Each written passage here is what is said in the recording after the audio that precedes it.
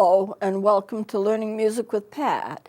Today I've decided to show you, do a little review of a keyboard and what it's like, and then get into the intervals between the notes. Now you might not think this is important, whether a C to an E is a third or a fourth or a fifth, but it does get to be quite important, and it helps you in terms of learning music, remembering songs, writing songs, and if you are a singer, it's critical that you be able to figure this out.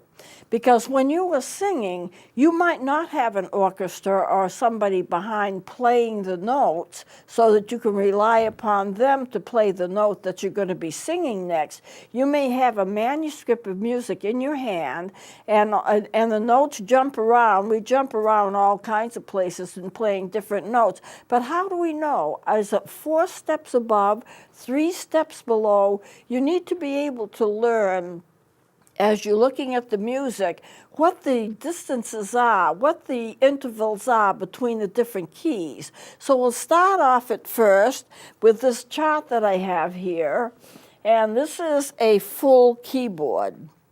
And this would be, of course, the keys are small, but nonetheless, it's pretty much of a full keyboard. And it goes all the way up to C, this high C. I'm going to move it a little, just a little, so you can see this is as high as it goes. And this is true of a regular piano. This is full size.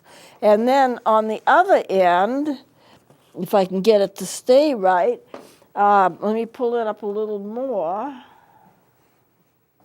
There we are. This is the A. This is the lowest note of the keyboard. So this is a full-size keyboard with all of the 88 keys, as long as I can keep it up. This is something I made up myself because it's very hard to get charts that show exactly what I want them to show. So we'll balance that out. Now, where do the woodwinds play? The woodwinds play toward the middle, to the upper part of the keyboard.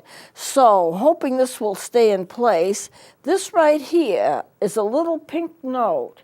That's the middle C. It's not exactly in the middle of the keyboard. It's a little left of middle, but it's the closest you can get to the middle for the C. And this is a high C, 2 octaves up.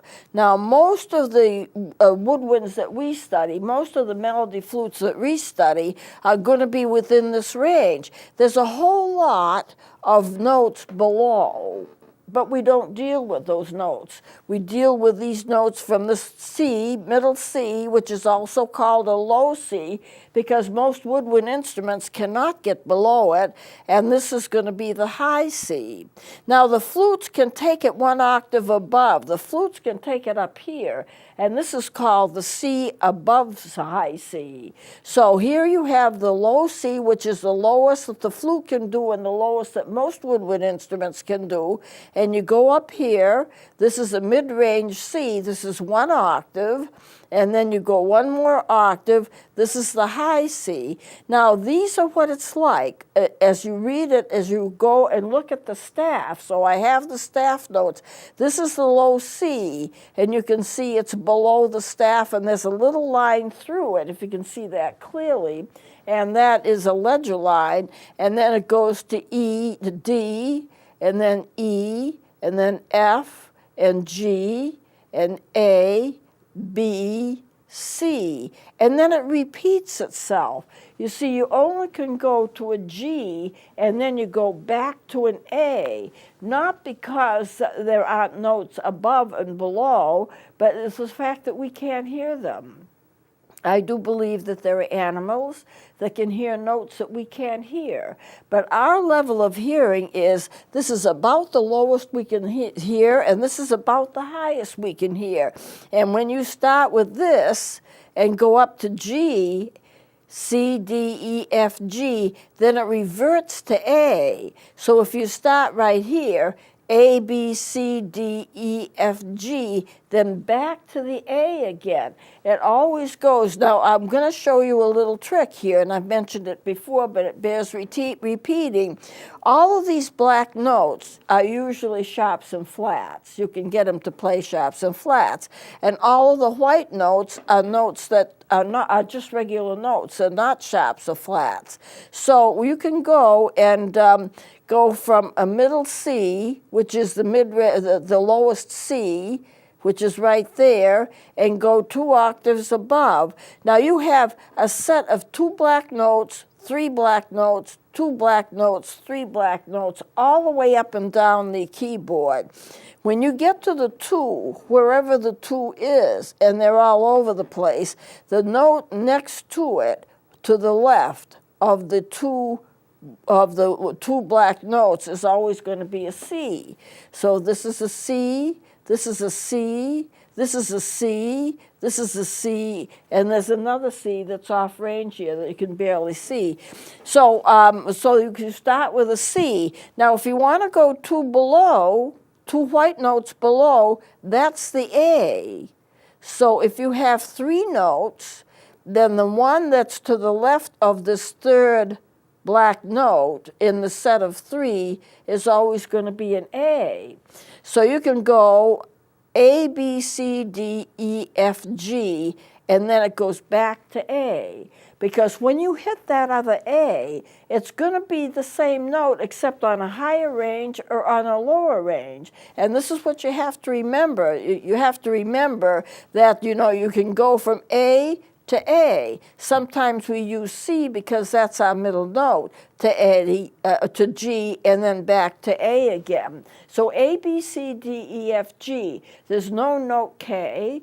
There's no note Z. There's nothing like that. When it gets to a G, it reverts back to an A. Now, these are the ranges. This is where the woodwinds are playing right here. This would be the range of the woodwinds. High C. This is C above high C. The flute can get it. Whoops, you can't see it, but the flute can get it. And then the piano can get one octave higher than that. But they don't write for it because it's so hard to read. You would have like so many ledger lines that it would be impossible to read it. So they use something called an 8VA, and that means play it an octave higher than it's written. So when you get to this range, the flute can make it C, D, E, F, G, A, B, C. The flute can make it without any trouble. However, the rest is piano only. And it's not written for. Good, that's a good shot right here. There's your C above high C. Your high C is here. Your C above high C is right here. And then the piano only can do this. But this is what is the 8VA section because you don't actually write for it. It's too high. Now let me show you some other charts here, and then we want to go into note intervals, and I have a purpose for doing this. Okay. Here's another chart. This is the treble clef. You can see, I'm not sure that you can. I should move that a little, I guess. Okay. When you get down here, this is one of the lowest notes that you can get. This is all bass clef. And when you get up here, this is the middle C, and all of these are treble clef.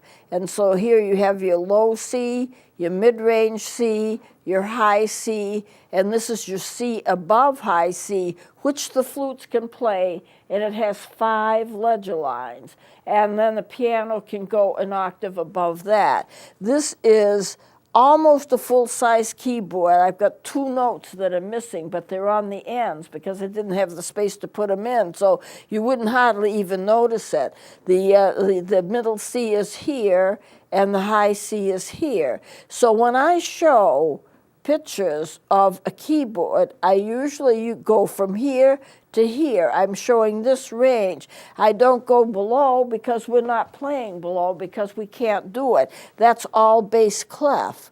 And the flute, of course, can go up to here, but I usually don't show that because we're not playing flute. This is not a class on how to play the flute, although I certainly could teach one if I wanted to. And then this is all piano. So the range that I usually show you when I'm showing a keyboard is this right here, and that's the middle C or the low C. I've got them both colored gray, and there's notes below it which I'm not touching, and notes above it which I'm not touching. So what can play what? What instruments can play what? Well, here's your middle C or low C in the first octave. The first octave, you can play the tonettes, the flutophones, the song flutes, some of the pan flutes. I didn't bring in a pan flute today. They can play that one octave, but that's still quite a bit of music that you can play because when you get up here, it's just repeated. The octaves get repeated over and over and over again. The 2-octave range, which is going to be from here to here, which is the same as here to here, is going to be things like the melodicas, ocarinas, penny whistles, sassoto flutes, recorders, I mean quite a few. And some of the pan flutes can also do it. And then when you get up here, only the flutes, regular flute can do it. And so therefore, and there's another octave above that, which only the piano can do. So it's an interesting arrangement to know where you are playing and notice how many instruments can play above you, how many can play below you, and the fact that you can play in the middle, basically, in the middle and up toward the right, which is basically treble clef. And woodwinds basically are playing treble clef. I do have one of my woodwinds that will play both the treble and bass clef, but that's unusual, and I'm not going to get into it. So remember, when I show you a keyboard, you've got a lot of notes below what I'm showing you usually, and a lot of notes above from what I'm showing you, although we are 10 more toward the high because woodwinds are basically treble clef. And your treble clef is the upper clef, and goes all the way across. And I've only done the lower clef, the bass clef, up to this point where the middle C is right there, because that middle C is halfway between the upper clef and the lower clef. Now, let me take this down for a minute. It's interesting to know the ranges of what you can play, and I think it's important for you to understand the ranges of what you can play because you're going to be in an orchestra or a band or some kind of a musical group, and it really makes the music much more meaningful if you are able to figure out exactly where you are. Now, this is just a regular chart. And it is that 2-octave range. Remember when I showed you the larger charts, I showed you the 2-octave range, which is what I usually show. So this is one of those 2-octave range ones. And so the low C is going to be right here, the lowest of the low, right there. And you can see what the fingering is for, for those notes. You can see that every hole is covered. Then you get the D, and this is the fingering for it. The E, and this is the fingering for it. F, and its fingering. G, and its fingering. A, and its fingering. B, and its fingering. And C for the with its fingering. Then you D, E, F, G, A, B, C are the same notes repeated. Some of the fingerings are the same, some of the fingerings are different. Now, this is very interesting. Now, what are we dealing with in terms of the relationship of notes to each other? Well, what I wanted to do, and I brought in a little keyboard for that, is to talk to you about the differences in the intervals between the notes. And I can't play it in my lap and show it to you at the same time. It is a little keyboard. It only plays 2 notes at a time. It's a Casio. And I like Casios because they're always in pitch and they do very well. So if I'm going to play a third, let's say I want to play a third, I'll use my little thing here. So say C to E would be a third, D to F, D, E, F sharp would be a third. Why is a third F sharp and not F? There's no black note in here. So you're going one step from C to D, one step from D to E, and one step from E to F sharp. From E to F is a half step because there's no black note there. And from B to C is also a half step because there's no black note there. They're divided into 2, 3, 2, 3. So here's your C, D, E, F sharp. That's one step. When you get to A, B, C sharp is one step. B to C is one step, but to the C sharp, it's an added half step, so you get a whole step that way. So I have all of the notes on the two octaves that most woodwinds play, or a lot of woodwinds play, and where they are on a keyboard, and what the fingerings are for them. Now, of course, I don't expect you to remember part of this, but I want to show you some of these things just so you'll know. So I'm going to play a third. Let's see, this is as loud as it goes, so I hope you'll be able to, I know what I'm going to do. Different, oh.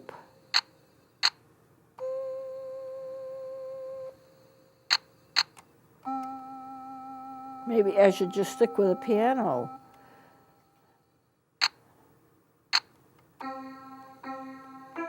Here's a third. Here's a fourth. Here's a fifth. Here's a sixth.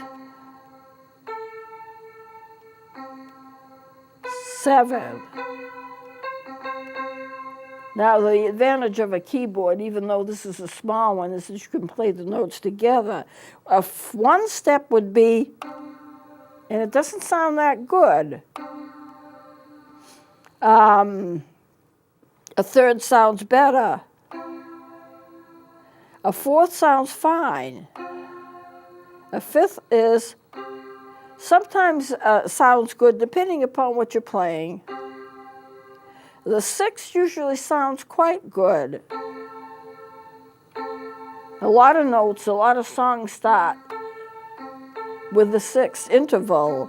Seventh, that doesn't sound good.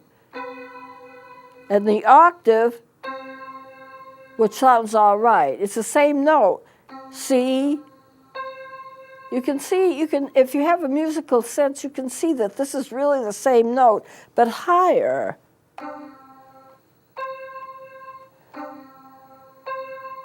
Here's a D. Same note, but higher.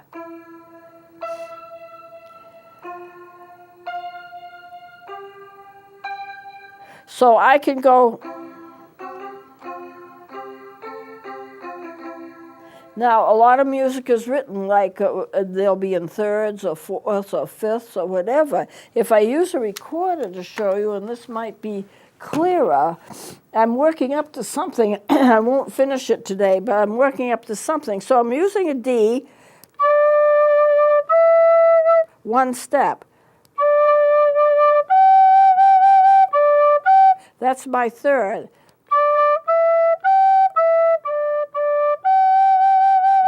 My fourth, my fifth, my fifth, sixth, I'm sorry.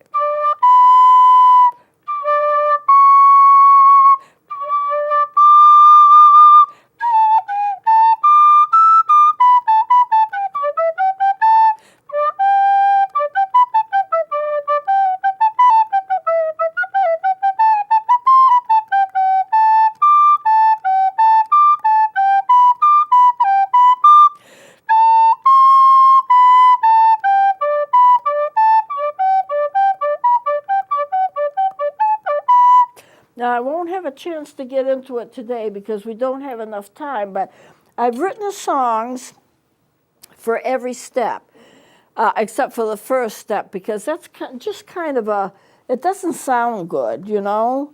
Let me see. That's one step. It doesn't sound good. Actually, it's a half a step. That's a full step. That doesn't sound much better. But when you start getting into the thirds, then you start getting something that you can easily write music with.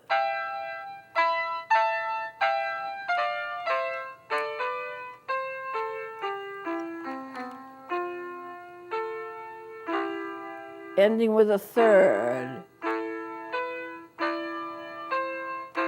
6.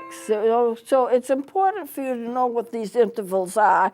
And what I've done is I've written music so that every interval has a song, starting with the third step and then going up into the octaves. You can write music that way. You can write marches, you can write waltzes, but if you know what it is that you're looking for, you can think an interval, and when you get used to it, if you pick out a song, songs that you know, not even songs that you have to write, but songs that you know, and see how they start.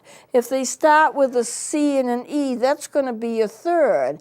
C to an F, a fourth. You can start anywhere.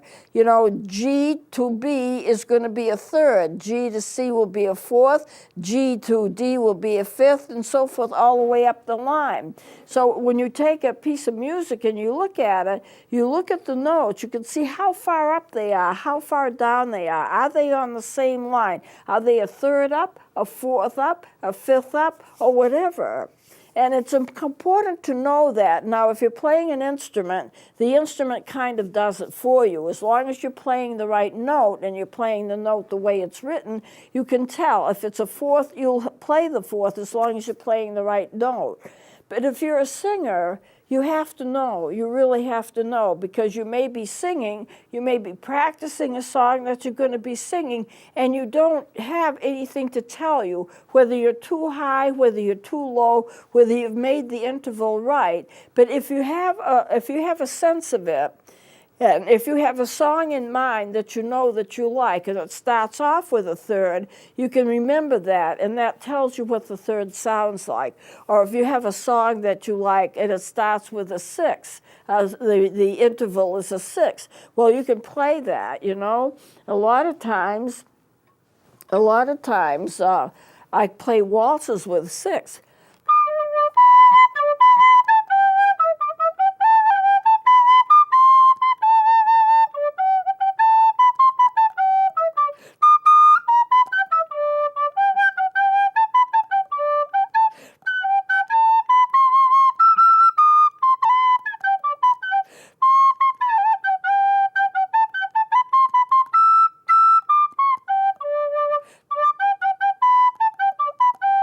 Now, say I just made up that whole thing. That's an actual song if I wanted to work with it, and I just made that up on my head. And how did I do it? I started off with an interval.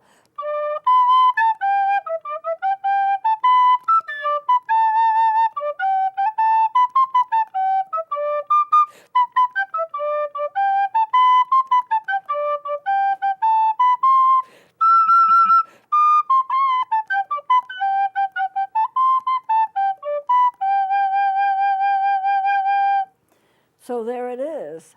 Now, by the time I get home, I won't remember it. I'll have to get a copy of the tape. But you'd be surprised how it helps you in terms of writing music. If your goal is to start to write music, I do it all the time. I could do it all day long.